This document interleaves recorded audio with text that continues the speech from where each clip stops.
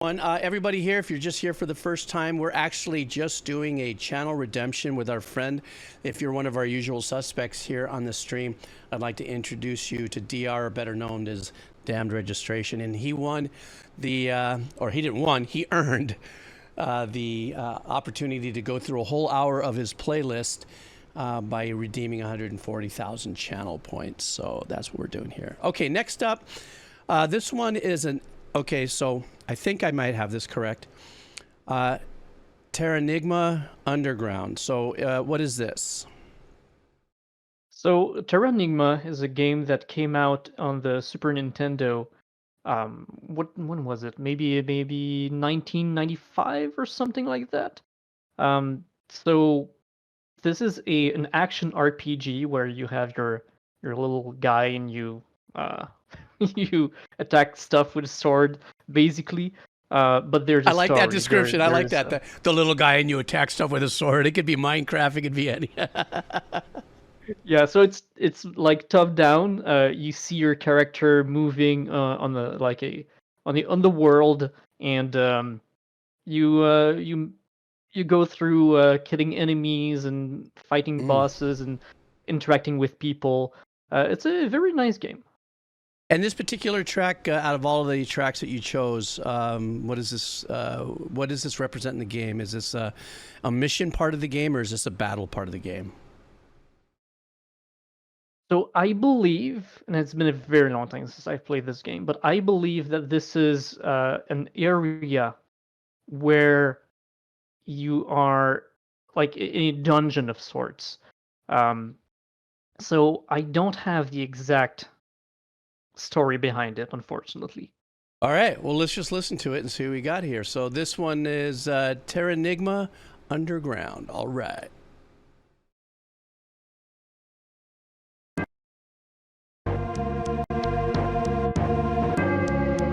Hang on, I'm going to restart that because we had that little donkey skip in there. Here we go.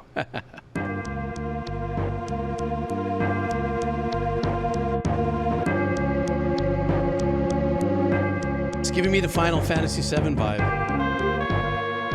It's a little earlier than Final Fantasy, but yeah, I can see where they're going there. I think I'm saying that because of the sounds that are used, yeah.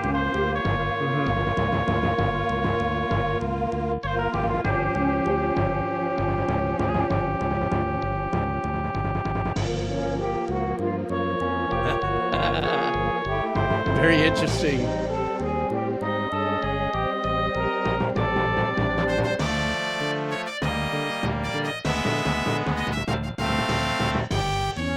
It's almost like it's pseudo fusion 8-bit. Yes, interesting way to put it.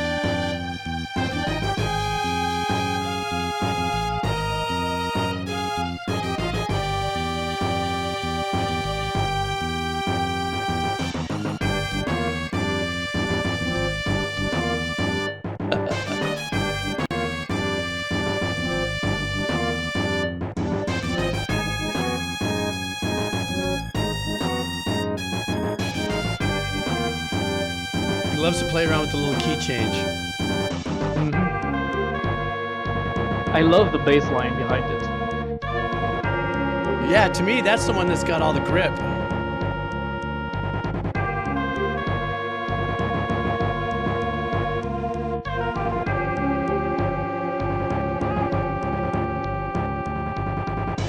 Sometimes it makes me wonder, what would it sound like if someone played it with like actual live instruments?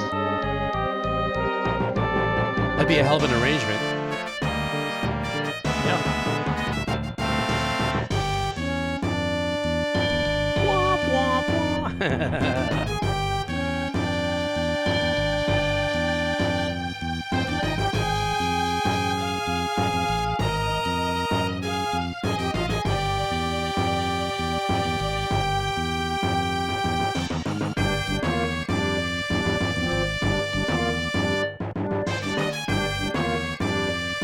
That timpani's just eating up the house.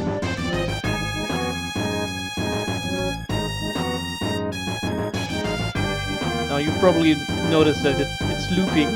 Yeah. It's gonna cut out very soon. A feature of games of that time.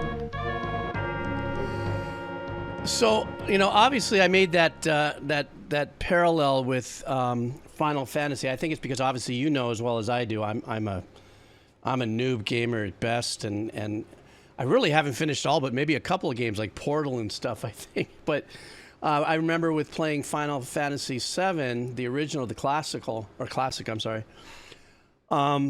We all talked about that 8-bit composing limitation based on, I guess, sounds on a chip that was provided for the composers, like us telling the composers, this is all you got to use. And I noticed a comment that said earlier, like, oh dang, I've heard those drums before, and I'm wondering if this was an NES game, right? You said SNES or something. SNES, yes, and it was part of a trilogy of games, so it's quite possible that in one of those other games in that trilogy, those same drums were used as well.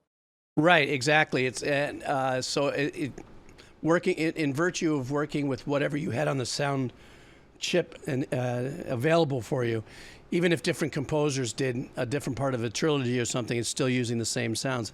I did really lean into the fact that when I was listening to it, I still get blown away at what it was these composers could do with what little they had to work with, as well as take the opportunities to be really musical. And to me, when I had said to you, I said, this is like 8-bit prog.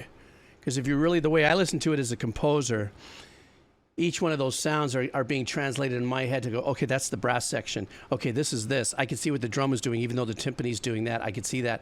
And the chord changes and the awkward melodies that were coming around here just was very proggy, don't you think? I think you're right there. Absolutely. Yeah, it just had that prog vibe to it. And even if I was hired to translate that into something real time and real modern, even if I assign the sounds to the same exact MIDI information that came off of that chip, I'd have to sit back and go, bruh, that composer was higher than the game was. No, I mean, but in a good way. Some people compare it to drawing the the Sistine Chapel, but doing it with Crayola. Oh, I see. Yeah, that makes sense. That's a very good example. I'm going to have to use that in some other real life things.